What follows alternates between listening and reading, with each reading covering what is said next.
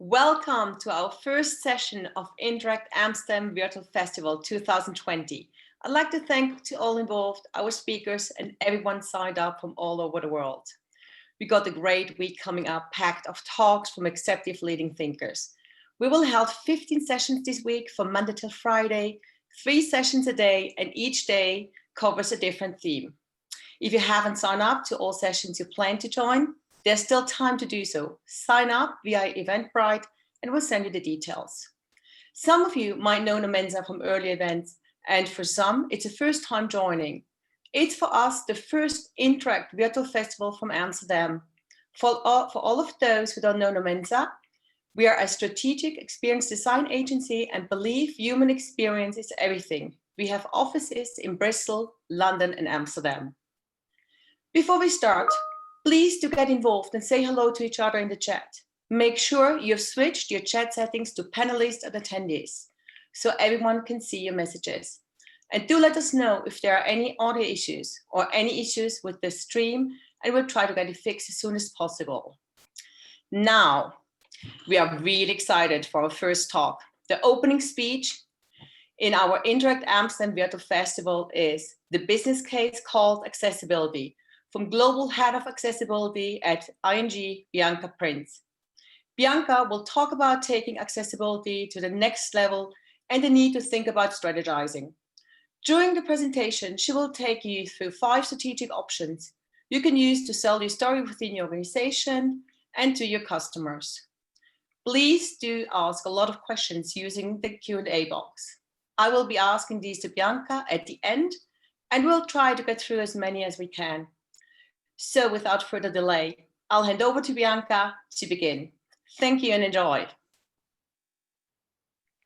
Thank you, Manuela, for that welcome. I'm very happy to speak today at Interact Amsterdam, especially because one of the key things I'm advocating for a long time is that accessibility becomes an element in any conference. If it's digital, if it's about business, we need to make sure, because accessibility lands everywhere. Let's start with the business case called accessibility. We need to work on strategizing accessibility in business. We cannot do just by ad hoc or hope for the best. We need to work on a plan, and we need to make sure we are ready to start. That's why I'm going to take you through our presentation today. Some people often call me stubborn because I go my own way and I'm trying to change things even when it's not possible, or it seems not possible. But the thing is, actually, it is possible.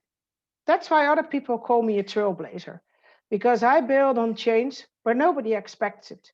I build on change which is not so easily found and maybe not so easy to think of. I'm convinced about the business value of disability inclusion, based on the fact I have seen the value of people with a disability in business and also seen the value of the disability community in business itself. No one can afford to overlook us or underestimate what we can achieve. That is a quote of mine out of 2019 in my first ING interview on the website. And actually it is. People cannot afford, business and people cannot afford to overlook people with a disability. And actually, I think the most recent proof of that one is the Return on Disability report by the Rudd Institute from Canada, where they researched and found that actually in the last 4 years in the US, the disability community grew from 60 to 80 million people, and the disposable income actually doubled in that same period. And what you see there is the effect of what has been seen in the US in the change towards a disability inclusive business approach. For Europe, change is coming too. People might not realize, but the European Accessibility Act is en route. The European Accessibility Act looks at products, it looks at services, and it looks at communication, and especially also special sections on banking. And that's where ING needs to work on. But mainly, it's not about what the law says, it's about what the people call for. And I think that is one of the big changes that has been seen all over the world. It's not just Black Lives Matters marches, but it's disabled people lives matter marches. It's it's about all different groups in society who are being called out in those marches right now. People ask for their part and their share in society. It is a social change which is coming up with more and more and more attention to the value of individual people. I don't know if you realized, but did you ever see all the signs in the demonstrations where it's not just about the Black Lives Matter, but you see the signs and you have the signs. Women, female lives matter, disabled lives matter, gay lives matter. It's all those separately. But still, you cannot say all lives matter because all lives matter, that's a different part. No, we talk about individual lives matter. That's why I actually prefer people first language also in business because a person is at first a customer and then the disability comes in. A person is at first an employee and then the disability comes in. It's not about do we say, hey, that's a disabled person working with us. No, it is a person working with us and he or she has a disability. Let's talk about roles and responsibilities. From your perspective, why does UX play a key role in accessibility? Technically, it's quite simple. You are working on the opening front door of any organization. When you open a website, it is the front door in a digital world. Especially during Corona, we learned that the web pages are your front door. If your front door is not accessible, people will leave. And it can be about your vacancies, because people want to work somewhere. But if you cannot apply, you're not going to apply. But it's also about your products and services. Can people access your products and services via web or app? What you need to work is how can you change the way you people think? We need to change the way in how we used to think. We were thinking about the fact that everything needs to look shiny, everything needs to be attractive. That is the main key. I can tell you honestly that making things looking attractive and accessible is possible. It's actually quite easy because people really like colors which are easy to read. People like clear signs. People like to have a picture with a nice description, making sure they understand what's on your website. Let's move to the strategizing part because we already had the part of why accessibility matters. And I think for a lot of you, accessibility is already on your radar. But why do we need to strategize? What is the importance of partnerships? The Business Disability Forum in the UK, including the Global Business Disability Forum working groups, actually researched about strategy in business. We learned that, and I'm sorry, I have to switch my glasses because I have a visual disability too. 23% of the respondents said their organization was resourcing a global disability strategy at the time of the survey, which was this year. And another 57% were considering or starting to embed. What you see is those are the businesses who are frontrunners in disability inclusion. And they actually really start not just in a domestic country, but working on a global approach. One of the key reasons to start a global approach that it should not matter if you're a customer, from our perspective at ING, in Germany, in the UK, in the Netherlands, in Australia, you should be able to access our services no matter where you bank.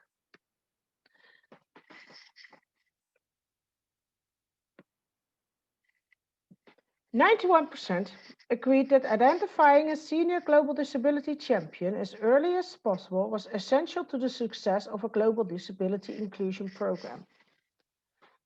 To be honest, I was not surprised about this outcome. And I'm going to tell you why. Because disability is often as it comes, is part of personal drive. Having a person who drives the program is so incredibly important because the person needs to have the passion, the person needs to have the knowledge, and also the ability to convince the people who do not believe in accessibility as part of business. And you can think about the fact, but it is important. People, all people matter. You see it in society coming up. But still, business is quite stuck when it comes to those groups. And actually, the reason for it is actually quite simple. As I shared it earlier in earlier presentations. Because what we found is that what we found actually is that if you look at the general way of doing business, you look at the mainstream, you look at mainstream groups where you can find your customers. Technically, there's often been a saying in business management that if you have 80%, that's the that's the main key group you need to have. If you can include the 80%, that is good. The 20%, they're side groups. Maybe they tag along. If they're not, missed, that's not a missed opportunity. But there it comes in because when we talk about the disability community, it is actually the 20%. And that 20% stands for 7% of global GPD, meaning it is a high economic volume which we cannot miss. We cannot afford it to miss this group. Then to the final conclusion is that 86% agreed to some extent that their organization had progressed a long way since starting the strategy. And that's one of the key things because we see in every organization that starting with accessibility is one of the ways to go. When you start, and it's not just about the fact start with a whole plan, but start small and then write a plan along the way. If you see what you can do by just going with the flow and then working on your strategy and improving and developing, that's where you get to success. Let's move to the 5 strategic approaches towards accessibility. I identified 5 strategic approaches based on the fact that's quite simple. It's about the market, it's about what you want to accomplish, but it's also about, in some cases, the most important one, compliance, abiding to the law. Technically, for me, it's the most unattractive one. So let's start with differentiating. Every business likes to differentiate. Every business likes to have one product which is completely them, or have a sort of process which is completely them. Every business you prefers to share that story and work on getting the product sold, and want to put their stamp on it. When you look at accessibility and you look at differentiation, it is actually one of the key opportunities you have. Because when you have, for example, you have a store, you have a web shop, and your web shop offers clothing, and you also have the opportunity to buy adaptive clothing for people who are wheelchair users, is meaning that you attract a different customer group too, because you have regular clothing, you have adaptive clothing, but you also need to make sure that all the pages which you have are accessible. So people who use adaptive clothing can also shop online at the other elements because maybe they see a shirt which they really like or a jacket they really like. So from that perspective, you can differentiate and extend your market based on what you want. The opportunities are really, really big in this element. And especially what you see, and I think it's one of the interesting cases, is that you see currently with the strategy approach by Microsoft. Microsoft has the adaptive controller. They have disability answer desk. They have so many things which actually increase the opportunity for people with a disability to participate, that it showed that they're not saying, okay, we are socially responsible, but they are socially responsible, they act socially responsible. That's also one of the key things from differentiating in business. Accessible innovation for all. I think one of the key things when it comes to accessibility is that accessibility and innovation walk together. Think about your iPhone, think about your smartphone, or think about your e reader. Many of the things you use in day to day life are actually things which are designed based on accessibility related. And what the interesting part there is that you see on the one side people with a disability who can react quite harsh on people who say, hey, this is nice, I can use speech support for my book reads out loud. And then people can say, yeah, did you ever think that is for me because I cannot see? On the other side, when you look at it from the positive side, is actually innovation makes people's life easier. And if it makes your life easier as a person without a disability, but also makes, in my case, for example, with the read out loud option for a book, it means I can read a book again, which I could not until 2 years ago, based on the fact that my eyes are going backwards. And I've got a genetic eye disease, meaning that my eyesight gets worse. I still like to read my books, but I need my books in the spoken version now.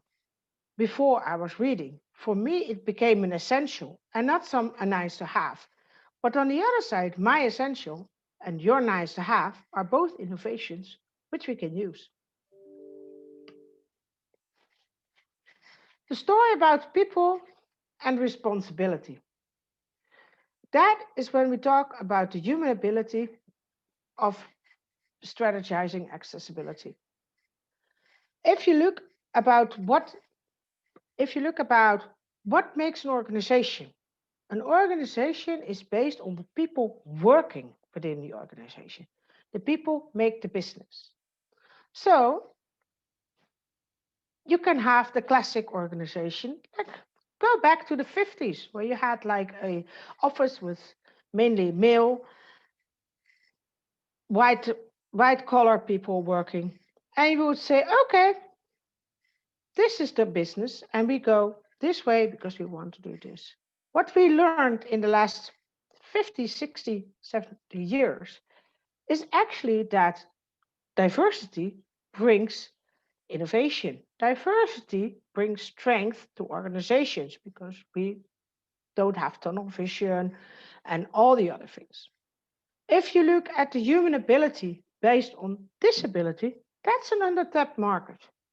And that is one of the key things. Because did you ever realize that when you have a person with a disability in your design team, that actually you also start to think about how can we make sure that our colleague can use our webpage? And that's the difference from that perspective, because the person comes in and the person together brings in the organization, and together you will make a product which everybody can use within your team. The diverser a team, the welcomer people feel. Does that mean that you have to have a team which includes a person who is blind, a person who is deaf, a person who's old, a person who is young, a person who has low digital skills, a person who has high digital skills? No, of course not. But it is good to test and to always make sure that everybody can use it.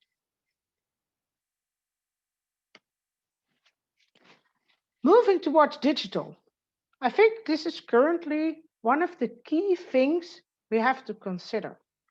COVID-19 proved that the world had to move towards digital. In some cases, whole offices moved to home in a week's time. Digital opens doors, but it also shows the barriers which are already there. What you saw, and what I saw personally also noticed, is that friends of mine actually moved from one supermarket to the other because the app was not accessible. Or you saw that people were ordering clothes from a different channel as they would normally go to a store because the website store was not accessible. Those are the things that show that digital accessibility is very important. If you have your customers in the real world and you want to keep your customers in the digital world, you have to make sure everybody feels welcome. Everybody can work with your store.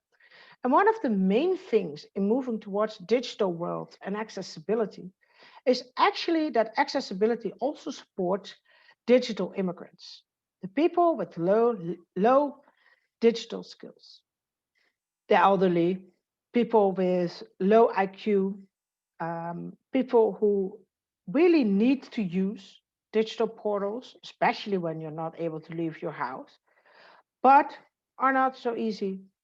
For them, it's not so easy to use them. And if you use the basic accessibility studies as are making sure your chapter headings are clear, making sure the structure of your website is clear, making sure the information is there, and easy to understand. If you have those key elements, many people with low digital skills can also use your websites. Oh, by law, I think from that perspective, it's the most interesting one. I, to be honest, if I would be the person to say, I would say, when you need this one, you're screwed.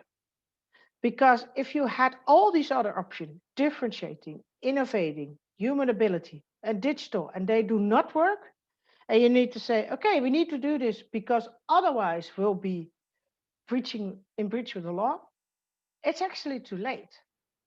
Because then accessibility becomes a checklist. And it says, okay, yes, I made WCAG. Yes, I made physical accessibility regulation. Yes, I made the quota for hiring. But that's not the point. Because if you work on that approach, then you miss out on all the business opportunity from differentiating, innovation, using the talents for the human ability, making sure your digital channels are accessible for everybody. And that's unfortunate. It's so incredibly unfortunate to see businesses missing out on this opportunity because it's a market of, and now it's coming in about the numbers, which is actually quite interesting based on the report I earlier mentioned about by the return on disability. Is actually that in their 2020 numbers, they estimate that there are 1.8 billion people with a disability worldwide. 1.8 billion people. 4 years ago, it was 1.3. If you look at the European market, it's 123 million people you can serve. 123 million. Is that a compliance part or is that a market? To be honest, I say it's a market. It's a market which is undertapped, which is the largest underserved minority in the world. And we need to make sure that people with a disability are included. And not just because of myself, but because of all the other people who did not get the opportunities I got. So it's time to set and to look ahead and to think about where you want to move. The road ahead you have is quite simple. We need to improve accessibility and disability in business. We need to make sure it becomes a profession that you are ready to say, okay, I am a professional in disability inclusion. I am the professional in accessibility. I am the professional who can bring the organization towards the next step. For that, you need to train your staff because you can work with a few people who know about accessibility, but everybody should know how to apply accessibility, especially within the digital environment, especially when you talk about WCAG. Make sure that everybody gets trained. Secondly, on that part, choose your strategy. What do you want to do? Do you want to be the differentiating business? Do you want to be the innovative business? Do you want to work on human ability? Or do you want to be the do you want to work on the digital transformation? Or in the last resort case, do you want to work on compliance? I would know what I want to do, and I'm very curious about what are the options you wish to choose. That's why I'd like to make sure that everybody can do their thing and open the floor for questions.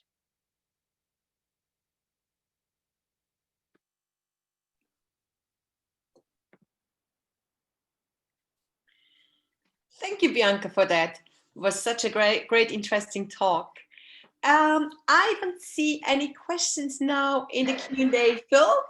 So let's kick it off because from our previous conversations we had, so I think it would be great to share also with the audience because I think ING is quite ahead of implementing the accessibility from a strategy perspective.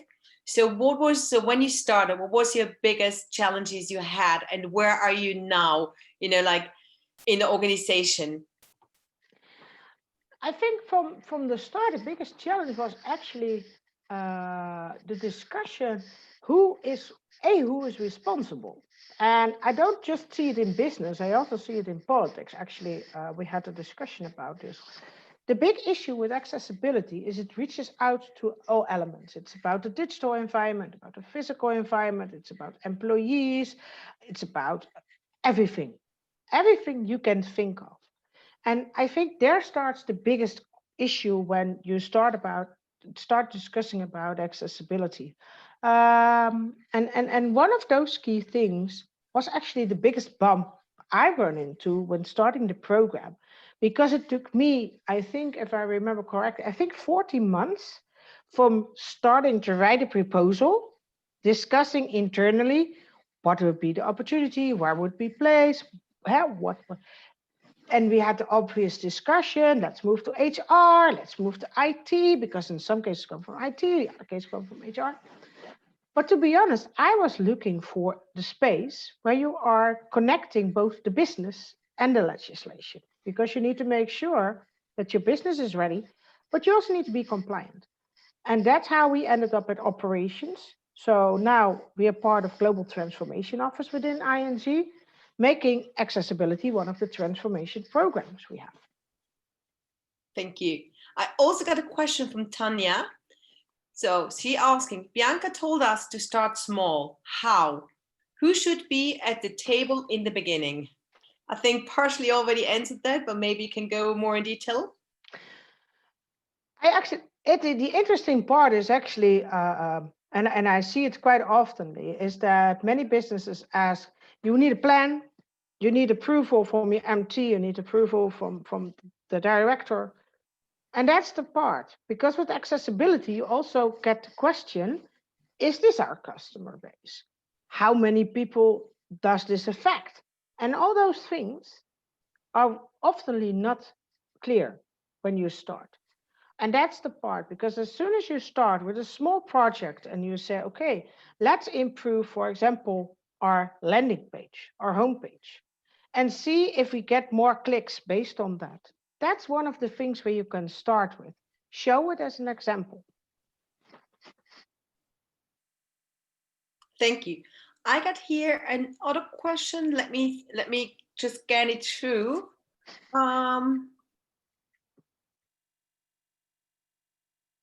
So thank you.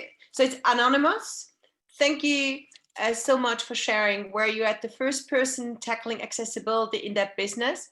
What was the first things you focused on? Assessing the current situation, training up colleagues, working groups? To be honest, the first thing I started with was researching about what is the position of our organization, but also what other organizations do, and putting that together in what are the biggest challenges for us as a bank. In our case, we learned quite fastly, which was technically at the same time, we had one of our countries, they had an issue with the landing page, with the transactional page. So we started to solve the issues on the transactional page locally, where I supported them. And that's one of the key things where we started. At the same time, we had another thing. I had a colleague from cards coming up to me, which was in 2017. And I was like, you know what? We are starting a new line of debit and credit cards. Can we look at accessibility of the cards? Yes, we can. So what we did, we started very small and said, let's start a pilot with a testing group. So we contact local interest groups and we worked on a test. And we asked them, as we made a sample of cards based with high contrast, we offered a notch. we offered just the regular cards, and we found out which of the cards were preferred by the customers. And actually, there came two things out. The people with a visual disability preferred both the high contrast cards and or the notch. In 2020, the Netherlands actually launched a card with a notch for people with a visual disability. And that was one of the things, because we started small back then with a small pilot. We were testing with 20 people to see what our customers would like. And now it became a product which other countries also want to pitch in for. And that's how you can start small but lead to a big product. You need to give it time. Thank you. I got a question from Simon. How do you measure the success of accessibility? I think there are two options to measure the success of accessibility. I think one, what is the position within the disability community? Do they like your product? Do they like the business you work at? Or is it disappointing?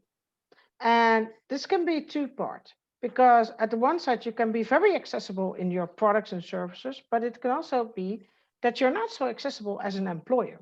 So people join in, but they leave quite fastly because they're dissatisfied with how things go within the organization. You can also have the other way around. You're the perfect organization to work with, but when it comes to customers, it's bad.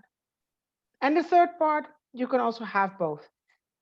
And that goes both ways. You can be the perfect business for customers with a disability and the perfect employer for people with a disability, or the other way around, you suck in both. That is the options you have. So it's technically it's four options.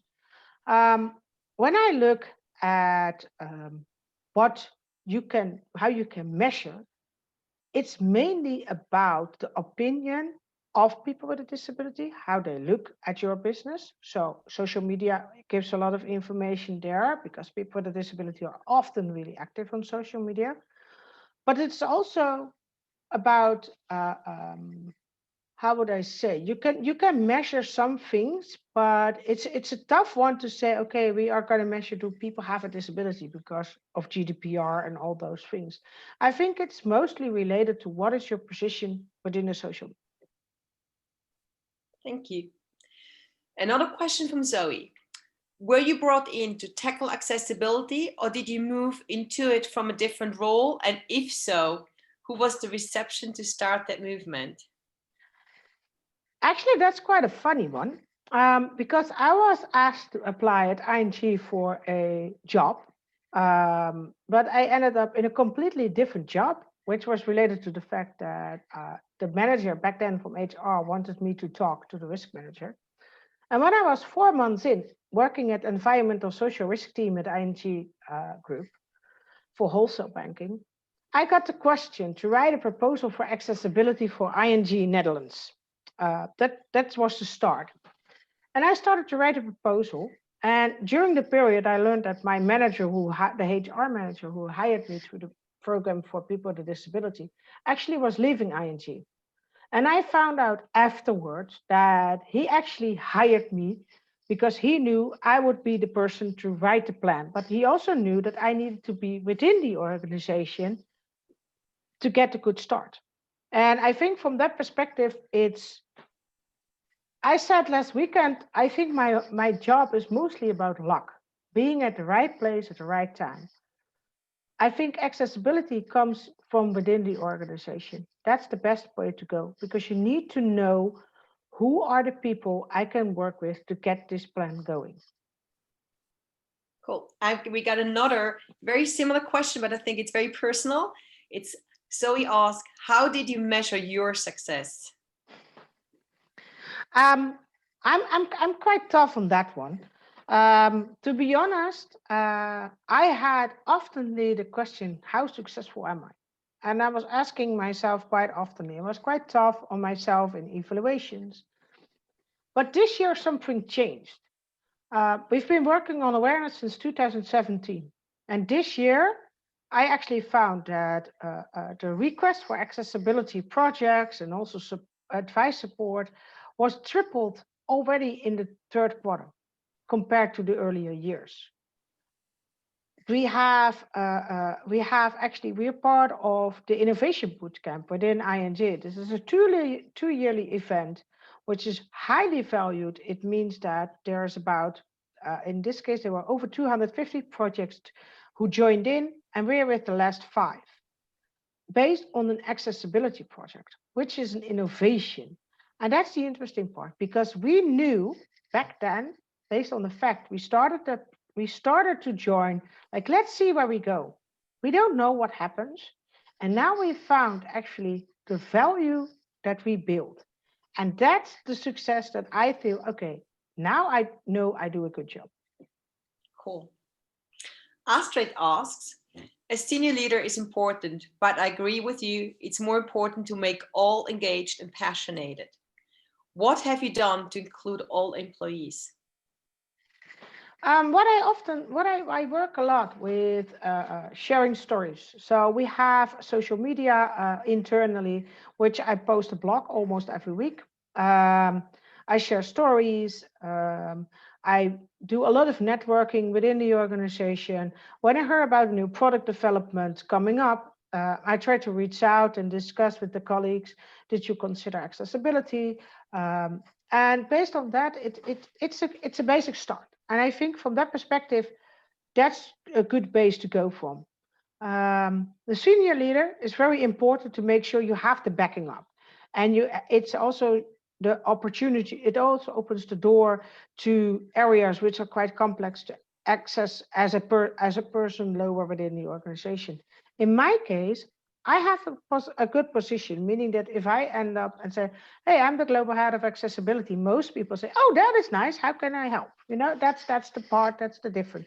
So I think from that perspective, it's a combination of proactive, of having the right backing up, having the right people supporting, but also, and I think that is one of the key elements, is the employee resource group, which I have very good contact with within ING.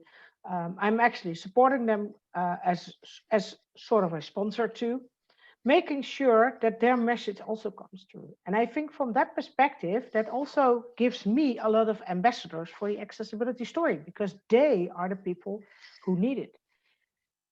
My colleagues with a disability are the people who can tell the story about why accessibility matters for our customers, but also for other colleagues.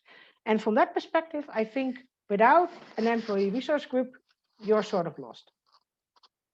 Thank you for that. Another good question from Sophie here. Management loves numbers, but concrete and up-to-date numbers per country on people with disabilities and type of disabilities are hard to come by. How do we manage that thirst for numbers in management? That is indeed the biggest issue I've run into too. I actually have my management ask me quite oftenly, how many customers with a disability do we have? I always have the same answer. We don't know, because we don't measure. And in often cases, it was quite a tough discussion there. But that's why I moved to the market potential and used the numbers about the 7% GDP increase you can reach, including people with a disability in the market, gives on a lot of opportunities. What also helps if you use local statistics from your country, that is one of the opportunities. And I think thirdly, it's also good to make sure you read about the reports. Read about the reports about the return on disability. The Accenture report, which actually gives good insight in what are the economic benefits for a business. If you have those numbers, be careful how to use them, because we also recently had one case where we said, okay, according to the Accenture research, if you become a disability inclusion champion, you can reach 28% higher revenue. So we were like, oh, okay, that's 5 billion. Yeah, that sounds nice. Let's try it with the manager. And we actually scared their pants off because they were not expecting this. And we were like, okay, if we do this, we need to make sure that we have the right build under there. How do we get there? Where does the 5 billion come from?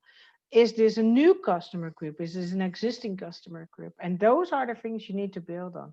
But on the other side, you can use the percentages as a goal. Still, try to work with the numbers you have and try to work with local interest groups because they also have good insights in volumes. And another good question from Astrid. How do you know comments on social media are coming from persons with disabilities? That's a tough one because there's a lot of people on social media with fake accounts. On the other side, in my experience, if you have a question which is considered about, for example, accessibility, based on the type of questioning, and it is also a feeling and also, I think, a bit of trust in the people, but based on the type of questioning, you can find out if the person has a disability or not. Based on the knowledge, based on the experience. And yes, it is a tough one. I always go for the positive side and look at it and say, okay, let's just not assume that a person has a disability, but assume the person has the requirement for accessibility. And that is, I think, the best assumption you can make.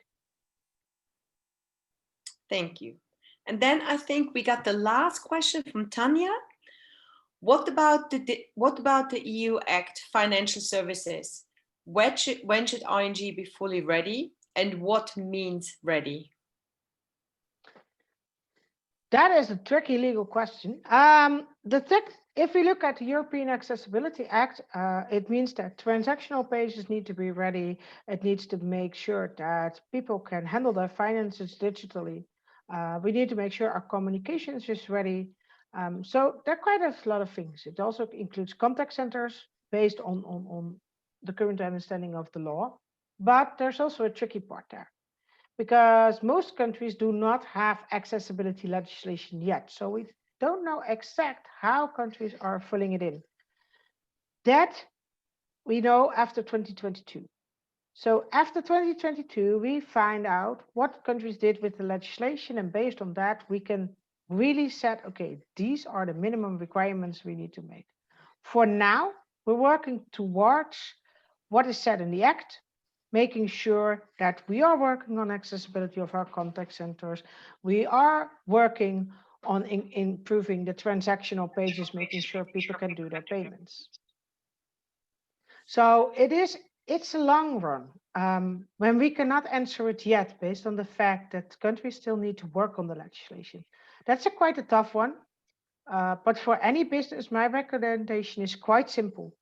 Make sure you are complying with what's already in the European law. And when you have a market in the US, in the UK, in Australia, make sure you also comply with local law there. The laws are quite similar, and that helps a lot, making it easier for a business to comply with legislation. Fantastic. Thank you, Bianca. Really, really great session. So I have no more questions. So I would now start to close. Next session will be at 2 p.m. today. And in this talk, Christian Moel, product manager at the Netherlands Ministry of Interior, together with Zoe van Wenen, senior business development at Nomenza, will talk about creating a culture of inclusivity. Again, if you haven't signed up, there's still time to do and sign up via Eventbrite. I think the link has been provided also in the chat. So we have come to the session. Thanks again for all joining, and see you at the next session at 2 p.m. Thank you very much. Thank you.